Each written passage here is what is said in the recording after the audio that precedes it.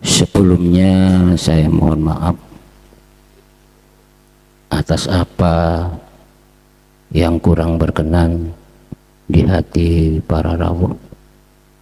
Ada yang ingin saya tanyakan tentang hal keadaan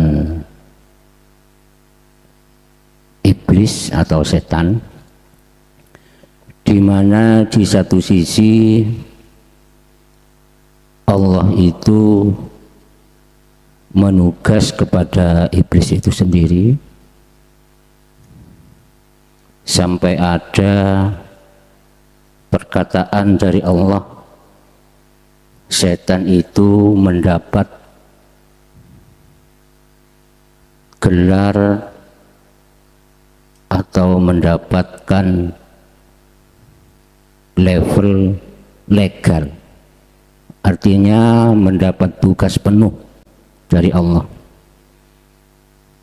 Terus di sisi lain iblis itu sendiri keluar dari hatinya bahwa yang namanya manusia itu sendiri akan menjadi musuh, sampai-sampai iblis itu bersumpah kepada Allah akan menggoda manusia sampai habis, yaitu untuk diajak ke neraka. Pertanyaan saya, menurut hakikatnya gimana itu, Gus? Karena menurut saya termasuk bertentangan. Jadi di satu sisi Allah menugaskan iblis, di sisi lain iblis itu sendiri bersumpah kepada Allah untuk menggoda manusia dari tempat kebaikan menuju kepada neraka. Itulah pertanyaan saya, Gus. Mohon maaf. Wassalamualaikum warahmatullahi wabarakatuh. Dan ini penjelasannya menurut muktasabihatnya atau menurut hakikatnya, Gus?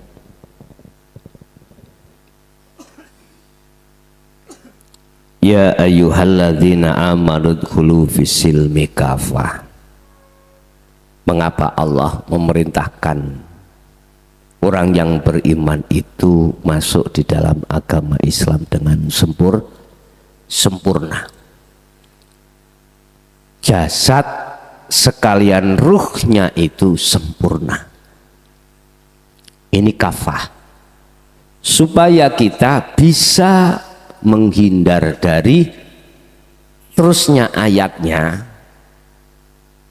wala tattabi'u, dan jangan kau mengikuti khutuwati syaitan, terhadap ajak-ajaknya setan.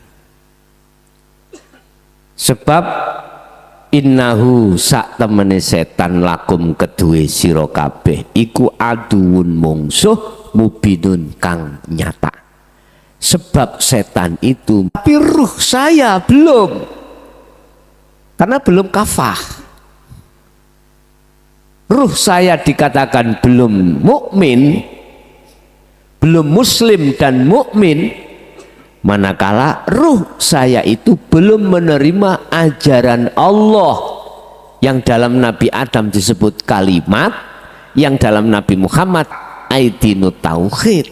Otomatis saya tidak akan pernah bisa menghindar dari godaan dan rayuan iblis. Nggak bisa, Pak.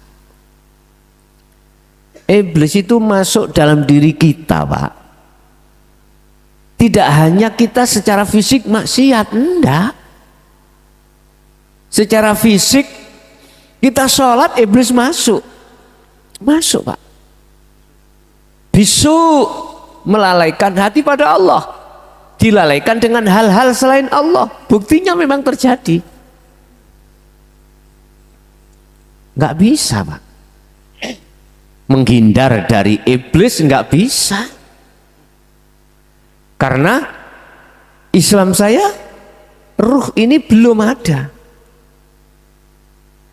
Dalam Islam jasad dikatakan Islam kalau sudah menyebut dua kalimat syahadat. Habis Islam kudu iman. Bentuk iman kita meraktekne ninggalno larangan dan menjalankan perintah di dalam hukum syariat, berarti iman.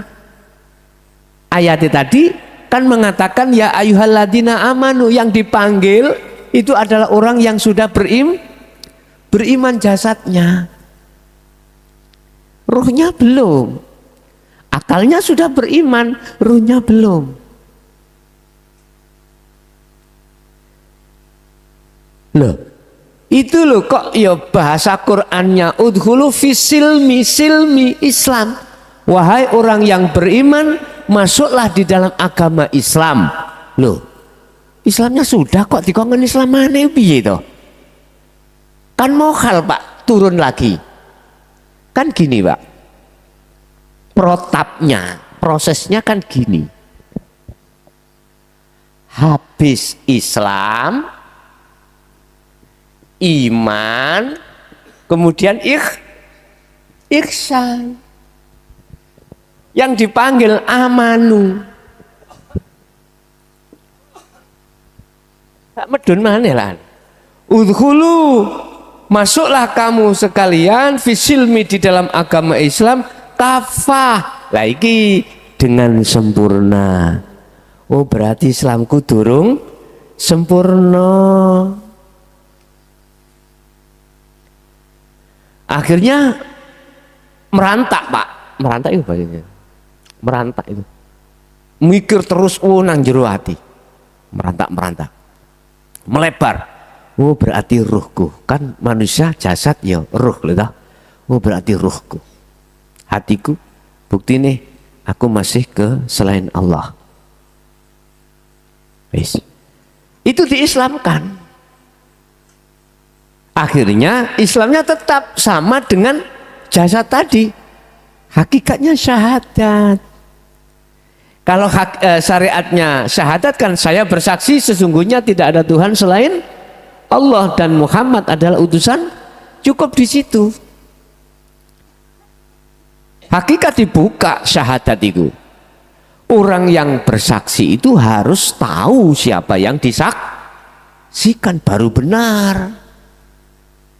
Kita menyaksikan dua hal, bersaksi pada Allah, bersaksi kepada Muhammad. Kapan kita bisa tahu Muhammad?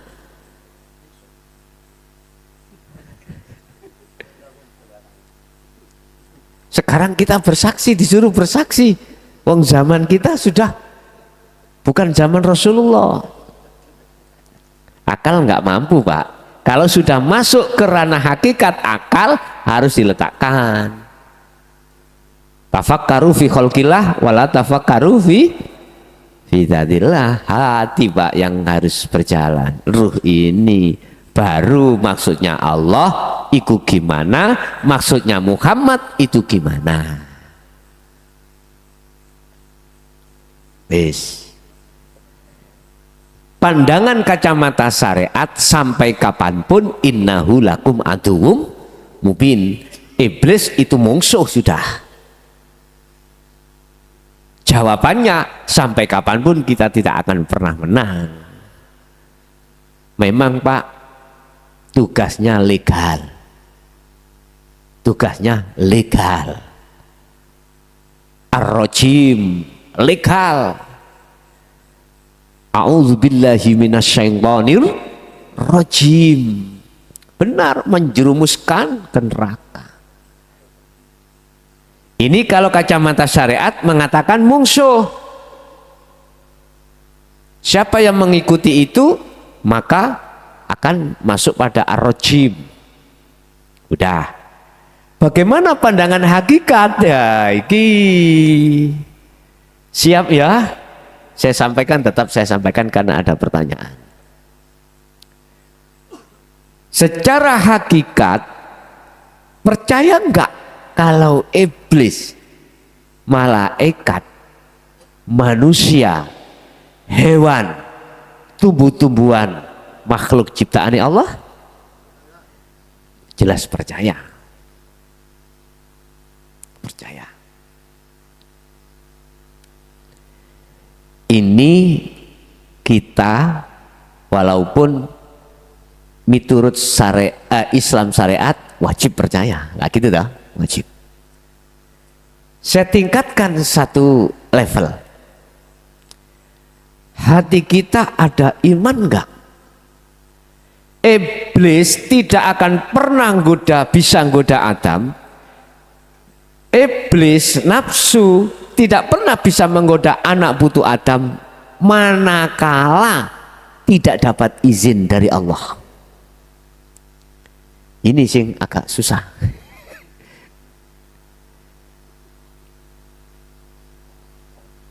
Ada kuasa enggak iblis itu untuk menggoda Adam dan anak putu Adam? Iki hatinya sendiri loh ya, hatinya sendiri kita.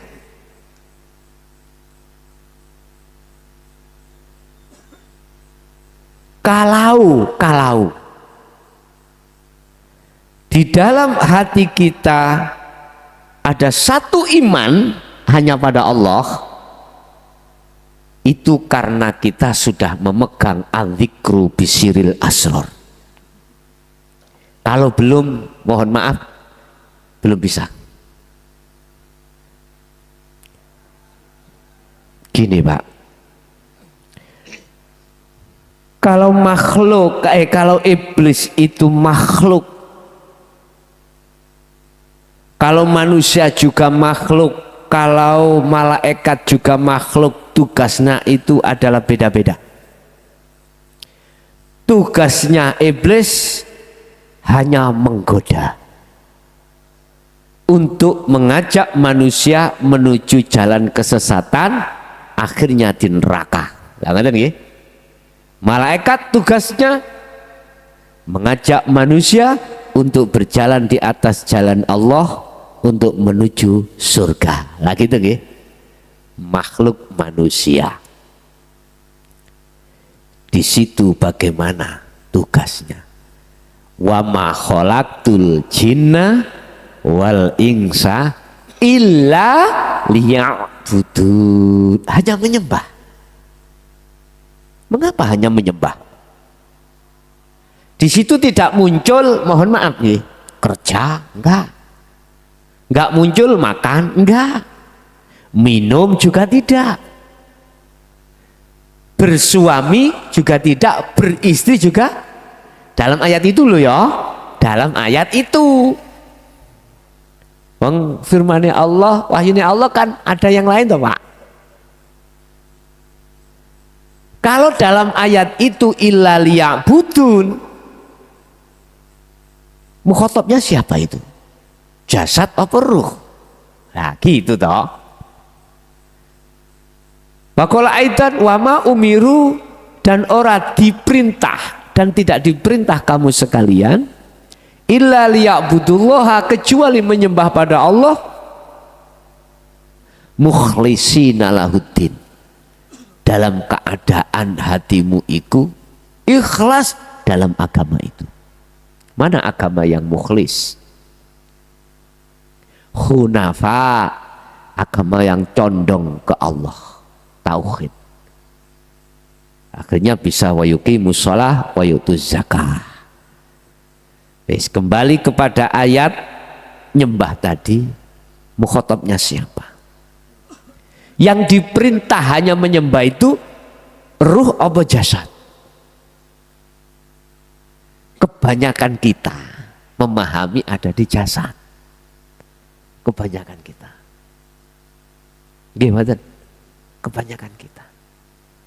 Dan kita masih rahasia kalau itu ayat illa liya'budun terhadap ruh.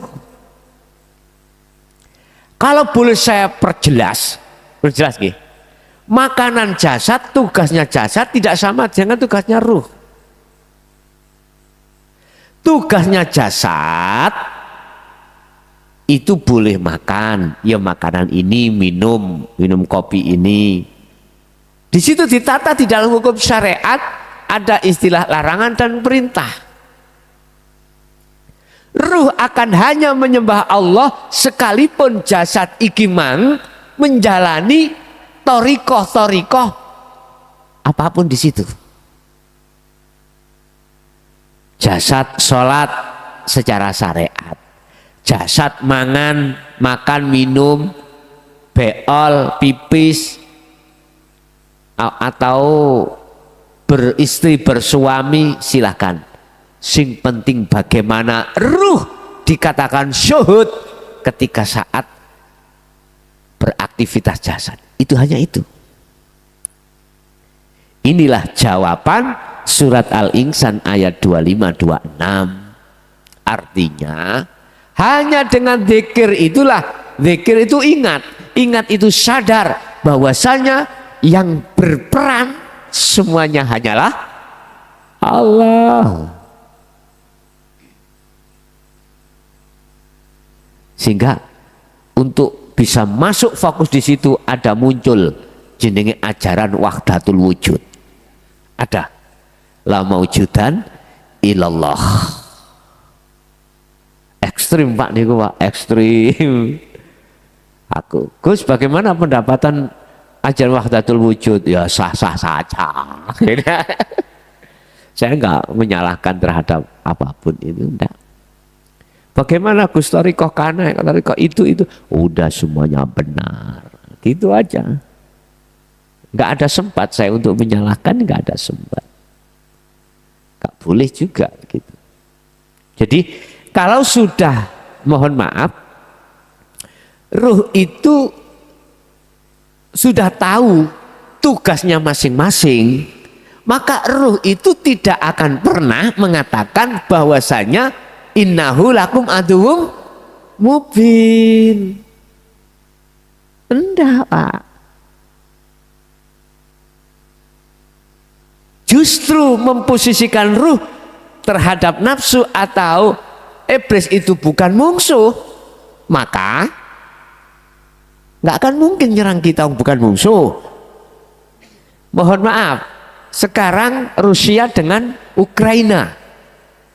Mengapa Rusia itu mau memerangi Ukraina? Karena Ukraina dianggap musuh. Coba kalau bukan musuh, diserang boten? Boten. Iki kinayah lho Pak, kinayah lho ya. Gak kinayah apa? Gini Pak.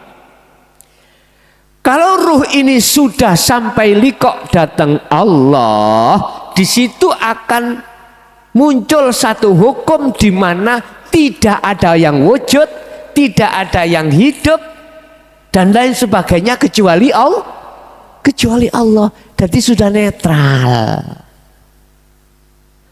Sudah netral. Kalau sudah netral nggak akan bahaya. Sehingga kekayaan panjenengan yang didatangkan Allah, pangkat, jabatan, kedudukan, kehormatan, apapun, setinggi apapun, nggak akan terpengaruh karena sudah netral. Ini pembuktian ajaran Rasulullah seperti itu. Kembali lagi,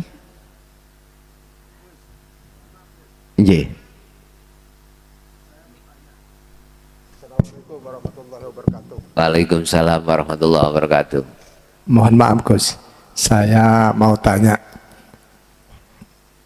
Saya tanya bagaimana caranya untuk mengistimewakan hati untuk selalu berzikir kepada Allah Subhanahu wa taala, yaitu tadi seperti yang diterangkan dzikir qalbi itu. Terus yang kedua, bagaimana menurut keyakinan orang lain, ada yang mengatakan syariat Tanpa hakikat? ya, hakikat tanpa syariat. Bagaimana Gus?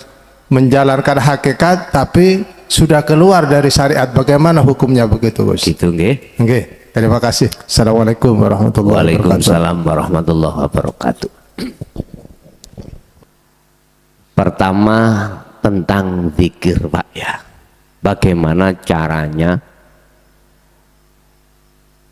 mengistiqomahkan atau mengistimewakan zikir itu dalam hati kita sehingga bisa selalu pada Allah. Berarti saya harus membahas masalah tahapan-tahapan zikir terhadap diri kita masing-masing. Di situ dijelaskan, boleh saya gosok Pak? Boleh ya.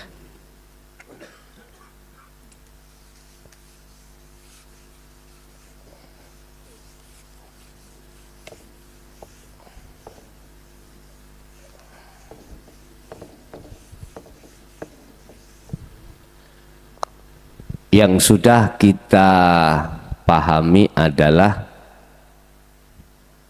jahri.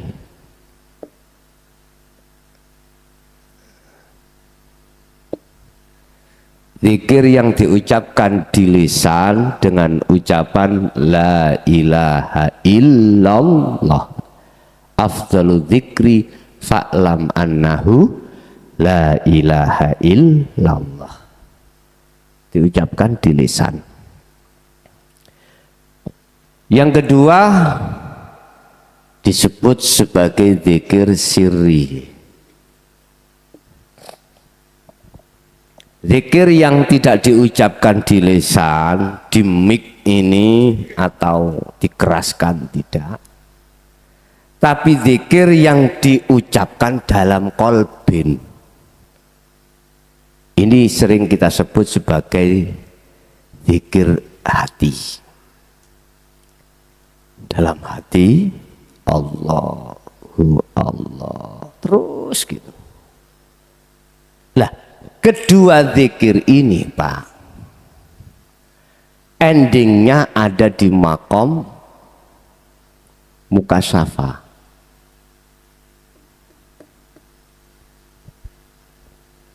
Makom di mana jenengan dibukakan tentang kegaiban makhluk. Makhluk loh, masih makhluk. Gaib makhluk. Contoh, jenengan bakal tahu isi krenteke wong liya. Tahu. Dibukakan kegaiban makhluk, jenengan iki selalu tahu kliwar-kliwere malaikat. Dibukakan kegaiban makhluk terkait malakut jabarut lahut, malaikat, alam-alam apapun dibukakan termasuk surga dan neraka. Ini biasanya. Karena apa? Karena zikir 1 dan 2 ini masih membahas tentang isim, asma, nama, yaitu Allah. Masih kita panggil-panggil. Saya di luar rumah, assalamualaikum Pak D, Pak Dejan, Pak Tohari.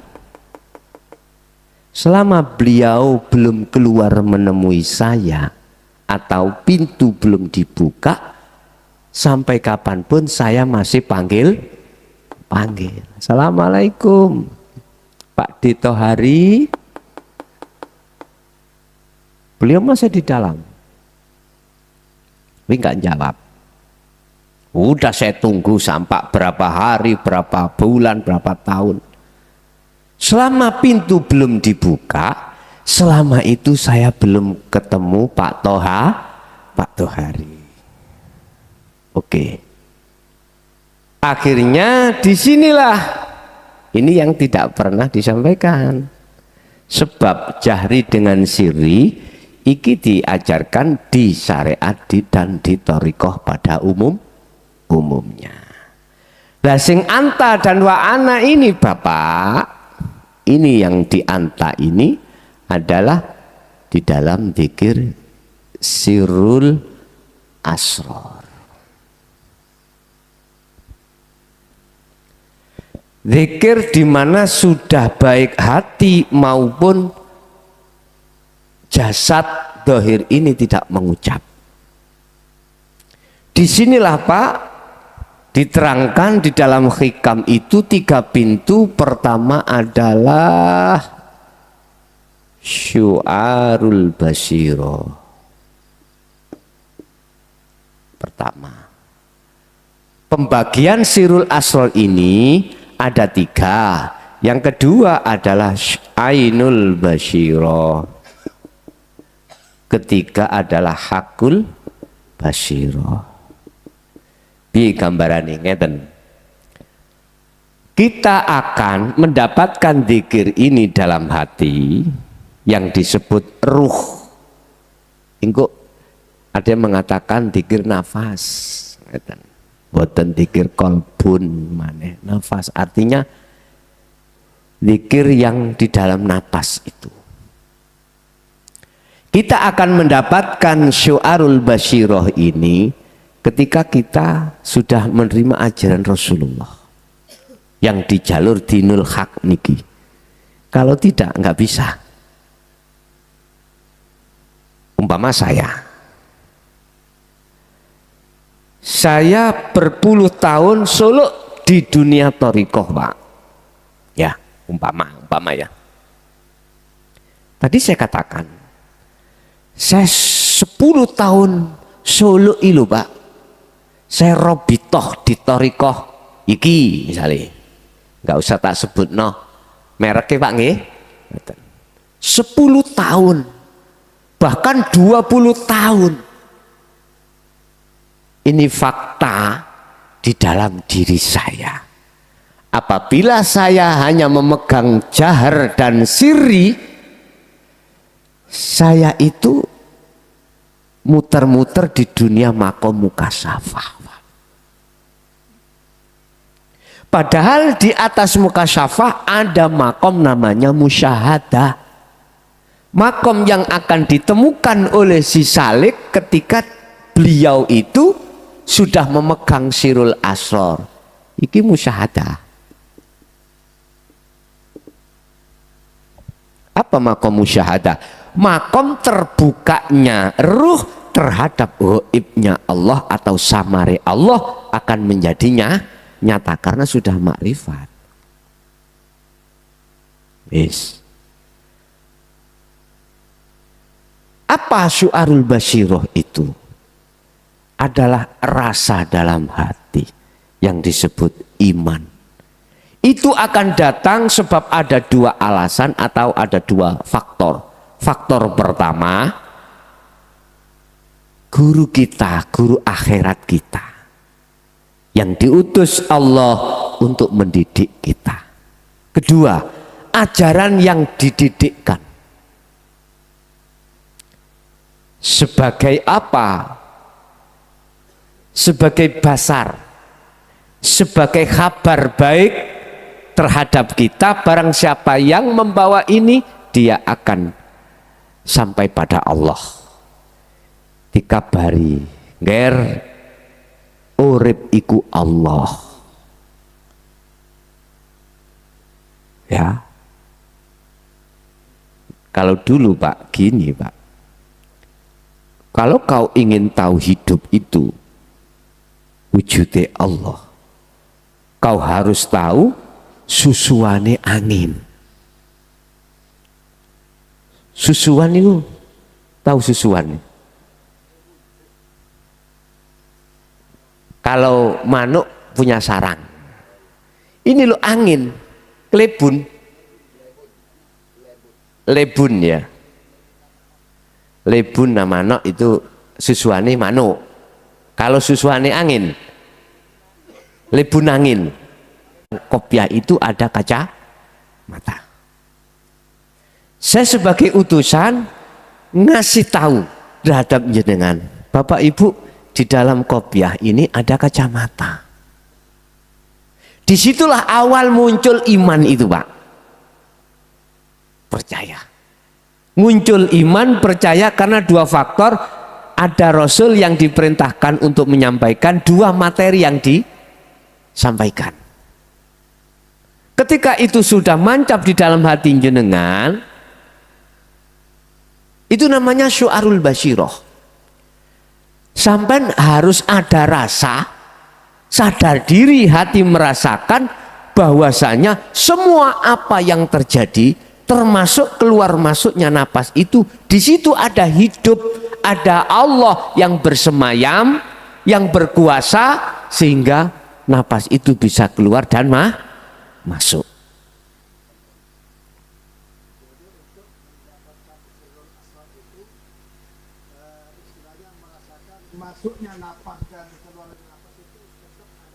Betul, itu prakteknya Pak ya. Itu prakteknya. Prakteknya kita mendapatkan sirul asro itu, pertama percaya dengan kabar yang disampaikan, kedua akan dibuktikan, dipraktekkan itu. Itu berarti su'arul basiroh. Proses di dalam su'arul basiroh itu adalah menghancurkan iman selain Allah dalam hati. Contoh, malam-malam ini dingin Pak. Syariat umum mengatakan dinginnya sebab ada angin. Gitu ya. Tapi kalau sampai sudah membawa syu'arul basyiroh, iman sampai sudah tidak ke angin. Karena angin itu makhluk. Bahasa dohir boleh bicara angin, tapi hati sampean beriman hanya pada hidup itu tadi. Itu kalau tanda-tanda su'arul basyiroh berjalan. Fungsi daripada su'arul basyiroh membersihkan iman di dalam ruh selain Allah. Yakfur bitaghuti. Setelah itu wa yu'min billah, menghancurkan iman selain Allah, kemudian wa yu'min billah, dan hanya beriman pada Allah. Sehingga dalam bahasa syariat yang sudah sering kita dengar, yang menjabut ruh adalah malaikat Israel. Syariatnya bener wis. Ning hati sampean, roh sampean nggak percaya makhluk itu yang berkehendak, yang menjalankan. Allah hidup di situ. Betul, hakikatnya Allah, walaupun syariatnya makhluk yang disebut malaikat Israel. Ini seimbang neng itu. Tapi bahasa dalam nggak bisa selain Allah. Kalau itu sudah dihilangkan iman selain Allah, sama halnya ini. Kita mengatakan Allah itu masih samar. Kita mengatakan kita belum tahu di dalam itu wujudnya. Wujudnya apa? Kacamata. Sebab ada ini Pak, yang menutupi. Kita mengatakan bahwasanya Allah itu samar karena dalam hati kita ada hijab. Fi qulubihim maradun fazadahumullahu maradu. Wah, tambah nih. Subhanallah. Kita mengapa beriman terhadap selain Allah yang berperan? Karena selain Allah yang disebut kaun itu menutupi kita. Akhirnya nggak tahu. Kalau ini sudah diangkat oleh Allah, nyatalah. Jadi antara kabar yang dibawa Rasul dibuktikan. Oh iya, kemarin tadi dulu mengatakan itu kacamata. Kacamata itu nama, wujudnya ini. Kalau sudah nyata ini sampai sudah tahu, apa bisa Pak kita mengatakan atau beriman bahwasanya ini adalah onde-onde? Nggak mungkin toh. Artinya gini Pak, hati kalau sudah dibuka Allah, hati kalau sudah dibuka oleh Allah tentang makrifat Allah, nggak bisa Pak sampai mengatakan oh itu yang berperan selain Allah. Nggak bisa Pak. Oh, sing ngaji ku mukhlasun, nggak bisa, hati sampean nggak bisa. Karena hati sampean hanya melihat Allahnya. Dan Allah itu di mana-mana, baik di dalam diri kita maupun di luar diri kita. Itulah namanya ainul basyiroh. Niki Pak. Ain melihat, melihat ya bertemu. Kita bisa ain dan bertemu Sebabnya ada dua. Wa man kana yarju liqa'a rabbi falyamal amalan sholihah. Kita ruh itu berlaku sholih. Bentuke yakfur bitaghut wa yu'min billah, meninggalkan iman selain Allah untuk bisa iman hanya pada Allah. Satu. Dua, wala yusyrik bi ibadati rabbi ahada. Ketika saat proses perjalanan itu hati kita telah meninggalkan iman selain Allah, gak bersekutu terhadap yang lain. Kalau sudah ainul basirah baru klik langsung hakul basirah alias menyatakan, oh iya betul hidup itu wujudnya Allah. Udah Pak, tinggal membesarkan makrifat sampean kali kula di sini. Caranya bagaimana? Bil adka'a birriyadati wal selalulah riyadah wal azkar lan membesarkan zikir. Udah terus sampai kapan? Tidak ada batasnya. Satu. Nomor dua, bagaimana tentang kaidah di luar yang mengatakan orang yang sudah berhakikat meninggalkan syariat. Pak, Bu, di situ ada dua sistem Pak, Bu ya. Untuk sampai pada Allah. Sistem pertama adalah wasilun, sistem kedua majdubun.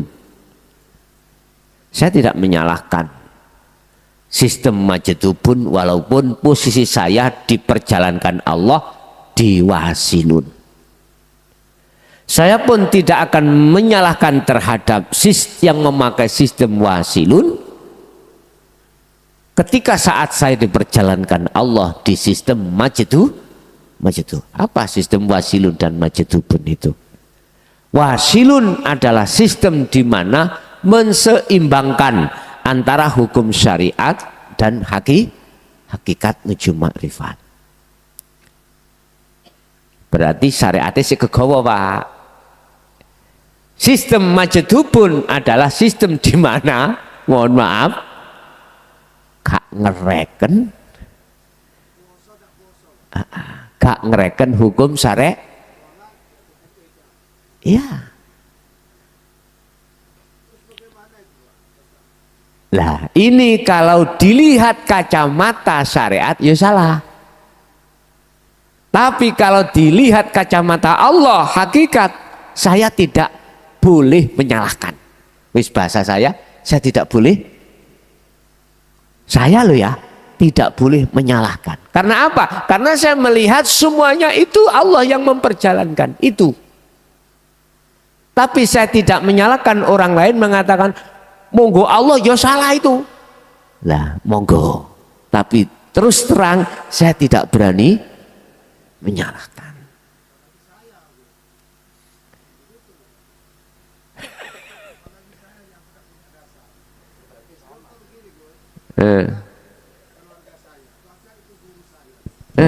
Yang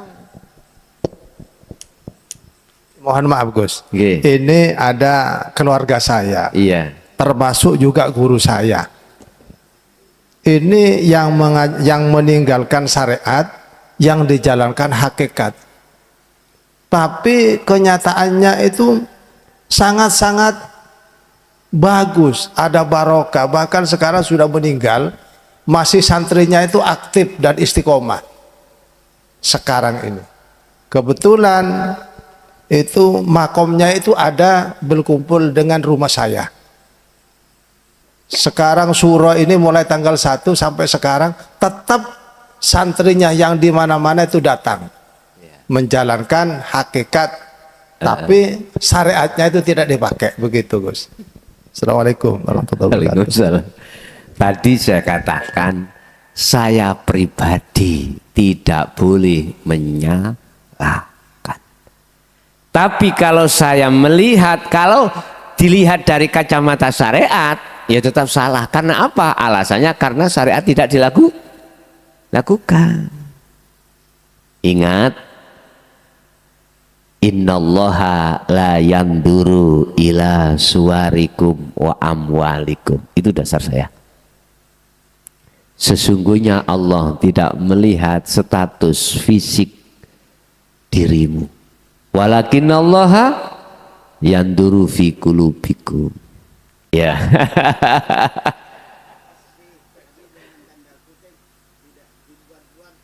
Loh iya, tidak boleh tiba gini Pak ya. Di dalam sistem majidubun itu nggak bisa direncanakan. Nggak bisa. Nggak bisa Pak. Itu apabila datang tidak bisa menolak, apabila itu nggak datang digodak pun tidak akan datang. Wes tak perluas begini Pak. Apa sih syariat itu? Perilaku fisik, sistem fisik, itu syariat. Dohir, jasad. Tadi saya katakan sistem atau ilmu yang mengajarkan terhadap seluruh apa nantinya yang dilakukan jasad. Kita makan, ada ilmunya Pak. Ada ilmunya. Apa ilmu syariatnya kita makan? Satu, ya dengan tangan kanan. Menurut ajaran Islam. Itu kalau gak buntung jadi. Kita bicara yang normal ya. Habis itu kita disuruh untuk bikaul, ngucap bismillahirrahmanirrahim. Itu ilmu. Lah, makan, nama makan itu thariqah. Lah, kalau saya ambil dari kacamata, mohon maaf, hakikat tentang syariat dan thariqah, sepunya mungkin disumet di lebokno kuping. Iya.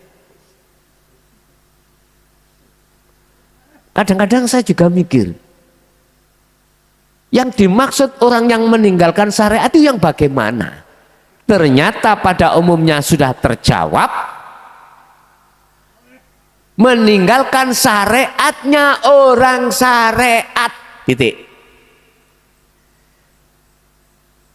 Nah, syariatnya orang syariat yang bagaimana? Meninggalkan larangan, menjalankan perintah. Lah mereka ditaruh Allah, syariatnya sih melaku, makan ya syariat ya, minum juga syariat, saya lihat juga makan ya minum ya rokokan, itu lah syariat. Cuman tidak melakoni, tidak menjalankan syariatnya orang syariat di dalam Islam, sehingga kita mengatakan dia meninggalkan syariat. Pada dasarnya ketika saat di dunia sih tetap. Cuman saja berbicara syariat thariqah tidak sama dengan syariat dan thariqahnya orang syariat. Betul. Beliau kalau tak husnudzon nggih, tak husnudzon. Beliau saya yakin mengutamakan ruh berhubungan dengan Allah di segala hal syariat dan thariqah sesuai dengan kehendak dalam hatinya. Sir sholat, sir gak sholat, dia mengikuti alur kudrat dan iradahnya yang Allah yang terjadi dalam hatinya. Contoh saya tadi, saya datang ke sini tadi Pak ya, berangkat habis sholat Jumat, duhur asar hilang, mestinya jamak qashar toh, tapi tidak. Tidur ya gue.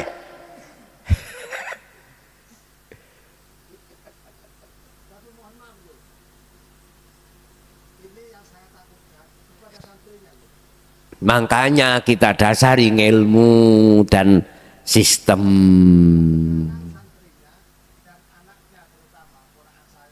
Ya.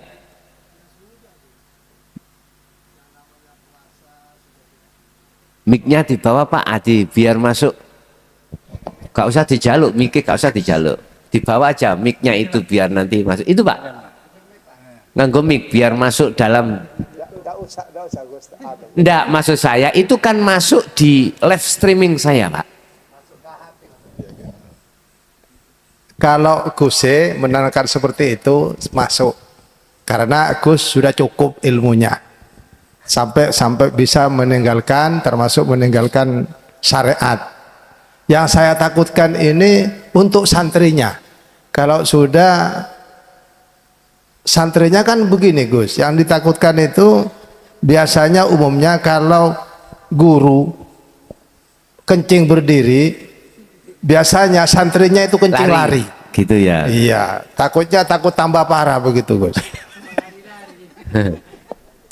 Saya selama ini tidak pernah takut. Santri saya jamaah tersesat enggak. Sedikit pun saya tidak pernah takut. Karena saya percaya semuanya nanti yang memperjalankan Allah. Itu Pak. Kalau saya masih ragu dan takut, khawatir, berarti saya mulai sejak kapan khawatir pada Allah? Di situ Pak. Itu yang menjadi prinsip saya. Jadi ceritanya tak terus ke dhisik nggih. Terus bangun-bangun mau masuk di alas apa namanya itu? Baluran. Alas itu. Wah wis. Lanjut engko teko langsung jujuk kok warung desa. Dan nyampe di situ Pak habis maghrib. Berarti duhur asar bablas lah gitu toh. Oke. Terus habis di warung di situ gak langsung sholat. Apa? Makan Pak. Jasad nuntut keluwen nih. Memang biasanya saya jadikan jujukan gitu itu. Mengapa? Saya paksa untuk makan, menolak tomak Pak. Kalau saya nggak makan, di dalam hatiku akan tomak. Arep-arep, ndang, nek wis teko nang omangan. Boleh nggak gitu itu? Nggak boleh toh? Jadi saya bujukin nafsu saya, biar gak muncul. Akhirnya makan kita banyaki tadi itu. Kesukaan saya kan nasi jagung. Tadi lodeh saya tanya, ada lodehnya Mbak? Ada. Tewel itu Pak, tak beki. Ikan cecek itu Pak ya. Apa? Pokoknya satu piring saya keluarkan. Intinya gitu. Pun. Habis itu apa? Ya gak nuntut nafsu itu. Rokokan pasti Pak. Entek satu. Daripada waktu sholat angen-angen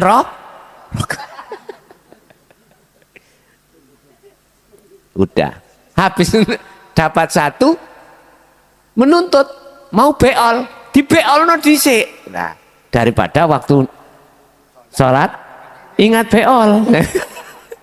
Udah habis itu sholat Pak.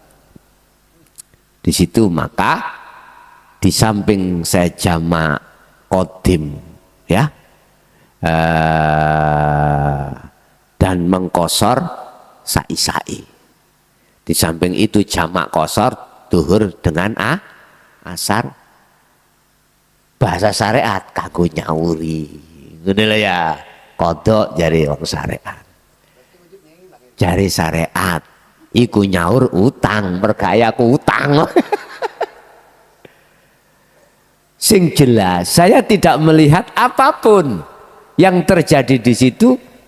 Saya hanya melihat ya Allah yang merankan seperti ini, gimana lagi, udah beres. Jadi Bapak, saya tidak menganggap salah apa yang diperjalankan Allah terhadap saudara panjenengan. Enggak. Saya sudah mengatakan benar. Saya kalau mengatakan itu salah, maka sebetulnya yang mengatakan salah ini salah.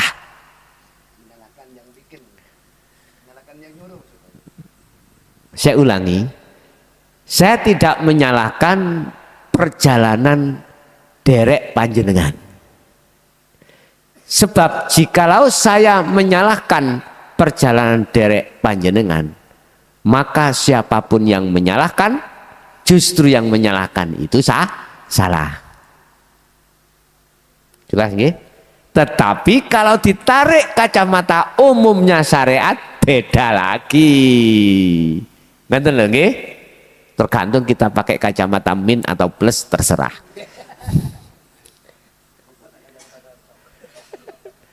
Iya, sami. Ya mungkin ada yang lain, monggo.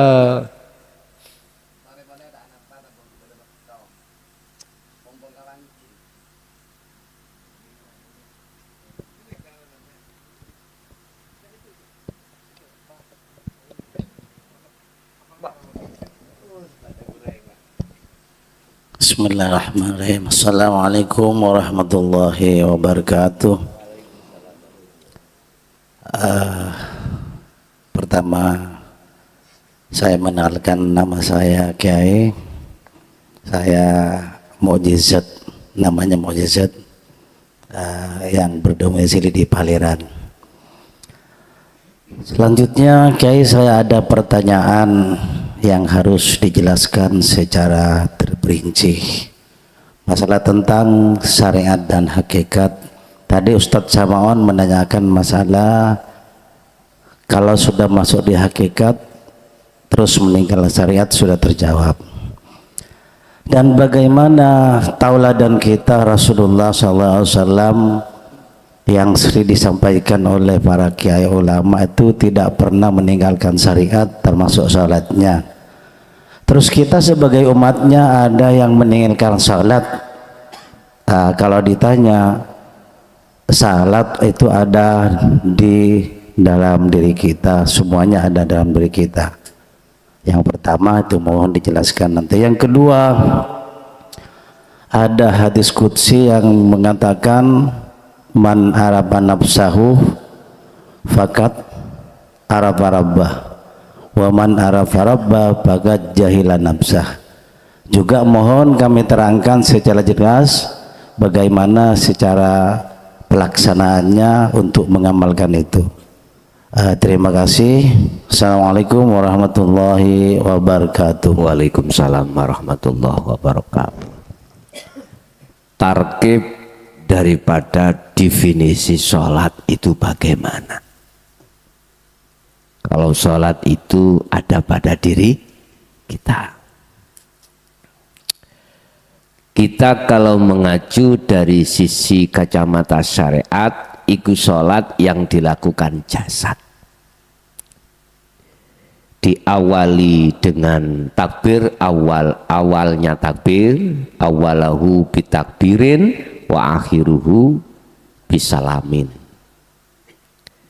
Diawali takbir, dipungkasi, diakhiri salam. Dah, itu secara syariat jelas, muhakamah, nggak bisa dibantah. Dan ini ajaran Rasulullah. Tadi sudah saya katakan, ajaran Rasulullah itu tidak hanya secara syariat saja, akan tetapi juga secara hakikat. Saya gosok, boleh? Oke. Mengutus utusannya terhadap Muhammad.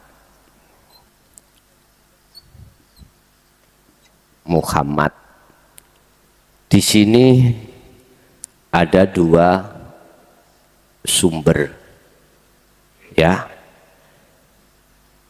Ajaran syariat dan ajaran hakikat itu diteruskan bisa jadi dari dzurriyah,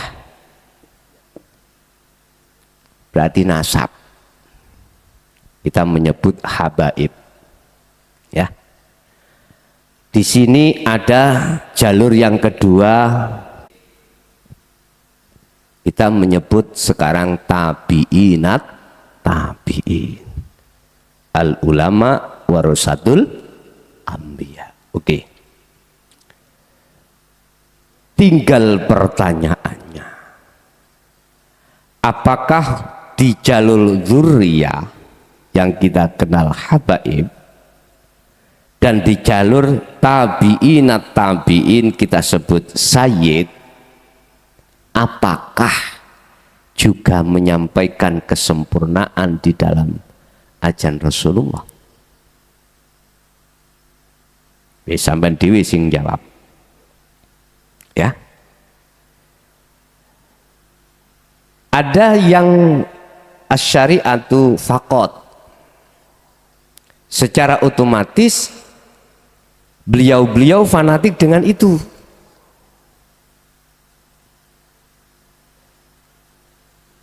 Ada juga yang tidak.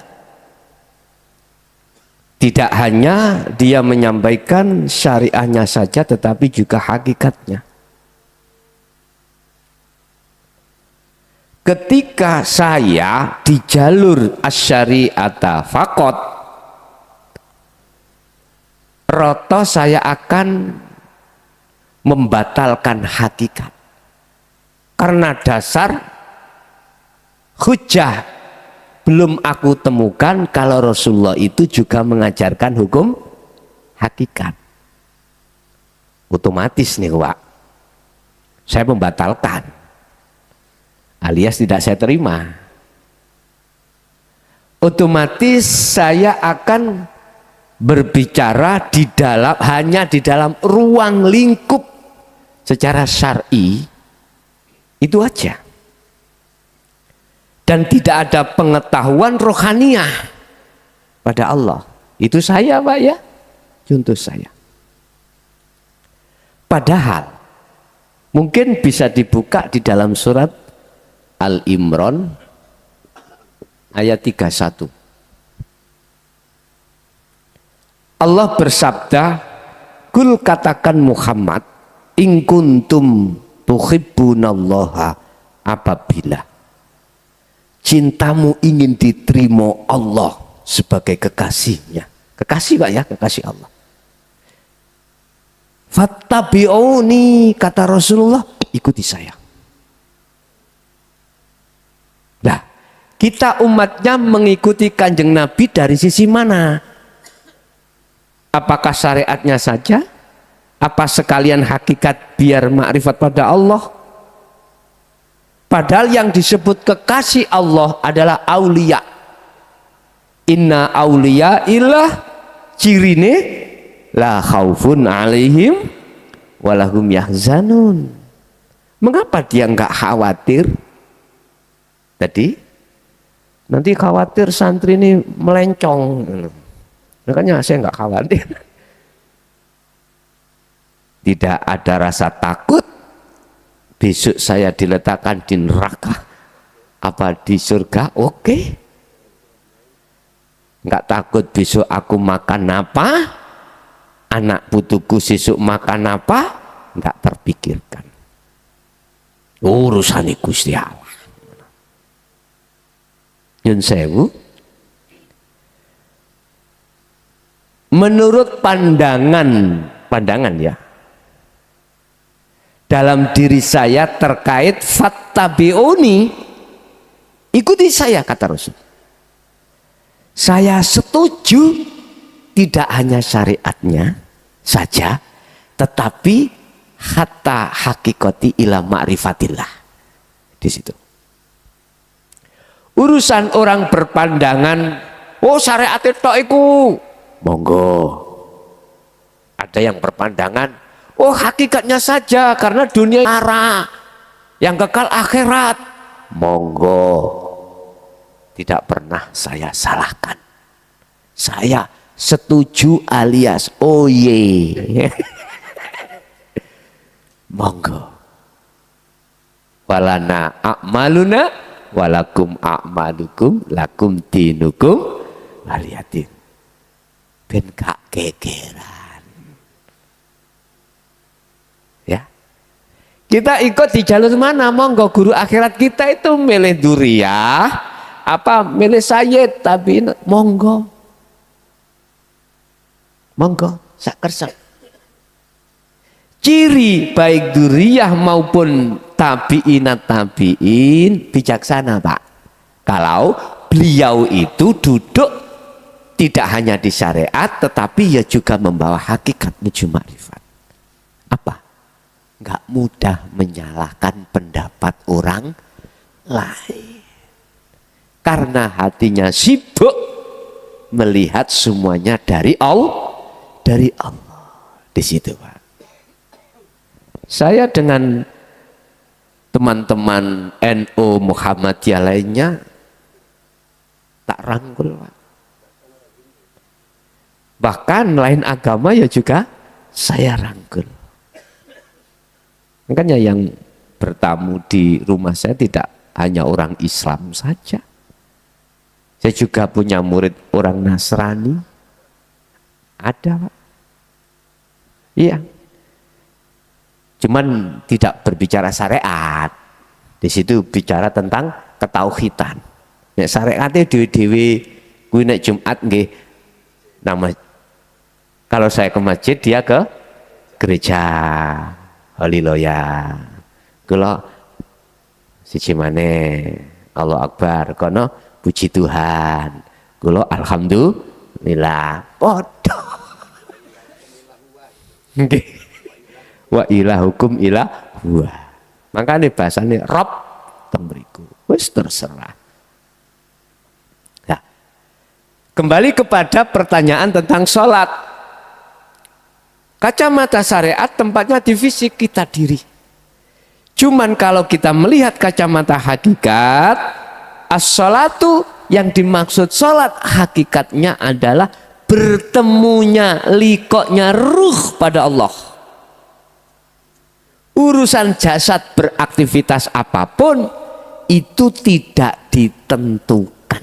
Sehingga kami tarik kesimpulan, sholat secara hakikat adalah tidak hanya bertemunya ruh pada Allah di tengah-tengah sholat secara syariat saja, tetapi juga aktivitas di luar sholat secara syariat bisa. Inilah yang menjawab mengapa dulu 5 waktu itu asalnya 50 waktu. Ini jawabannya. Makan ya sholat, minum ya sholat, semuanya ruh ini sholat. Dikatakan sholat menghadap pada Allah. Yes. Otomatis di diri kita. Kedua, barang siapa man arafa nafsah, barang siapa yang mengenal, tahu dirinya, faqad arafa rabbah, maka betul-betul dia kenal atau tahu terhadap Tuhannya. Iki piye? Maksudnya iku gesang. Hidup pada diri di dalam maupun di luar kita manusia sudah tidak mengakui kalau itu hidup kita manusia sebab dihidupi Allah, tidak. Kita sudah mengukuhkan hidup itu hakikatnya adalah Allah. Berarti nggak ada pengakuan sudah. Otomatis cocok man arafa nafsah dengan faqad arafa.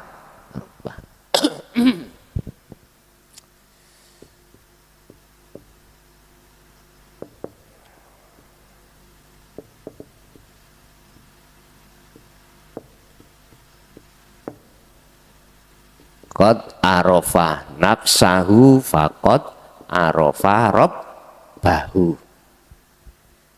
Siapa yang tahu dirinya maka betul-betul dia tahu Tuhannya. Tahu dirinya maksudnya hidup, wis kefanaan dirinya makhluk. Kalau sudah kefanaan dirinya makhluk, otomatis kan tajalli. Lah, iki disebut faqad arafa rabbahu, dia akan makrifat atau tahu pada Tuhannya. Siapa yang tahu Tuhannya? Ngomong terus ya. Faqad arafa rabbah jahilah nafsa. Otomatis hancur dirinya. Jahilah bisa diartikan bodoh. Berarti yang alim Allah, yang bodoh saya. Gitu loh ya. Sehingga semakin dia makrifat pada Allah, semakin goblok wong kuwi. Berarti ngaji niki ndadekno wong gak pinter, ndadekno tambah paham ya? Pinter ngakali. Jadi menetapkan sifat ilmu alim itu pada Allah. Bentuknya diri kita itu tidak merasa hambanya yang alim, tapi Allah, walaupun orang lain menuduh kita yang alim, tapi dalam diri kita tidak takabur. Bentuk kita tidak takabur, menetapkan sing alim iku Allah. Lihat di sini. Kibire wis gak enek pisan. Lah hal itu terjadi karena memang prosesnya kita mengistiqomahkan terus selalu kita mengumandangkan hati ini dengan zikir sirul asrar. Di situ, Pak. Okay. La ilaha ma'alam tanah. Betul. Oke. Jadi jahilah bahasa murad itu bodoh, Pak. Hakikatnya memang manusia itu tidak punya bahasa alim, nggak punya, karena itu sifat Allah. Kan teori ini kan gini, mana yang menjadikan wajibnya sifat Allah itu jadi sifat mokhali manusia. Sekarang Allah sifatnya wajib wujud, berarti makhluk Adam tidak wujud, tidak ada. Allah hidup, berarti hayat, lawan katanya hidup mati. Mampus ya. Iya, cuman bagaimana menempatkan, gitu yang penting, menempatkan dalam diri hati kita yang wujud, yang hidup itu cuman Allah. Sebab koyoke kita itu hidup, olehnya hidup dihidupi Sang Maha Hidup. Bahasa syariat bisa diterima. Cuman bagaimana kita menempatkan diri kita dalam hati yang hidup ini Allah, otomatis kita harus melakukan proses tahalli menuju tajalli. Oke, ada lagi?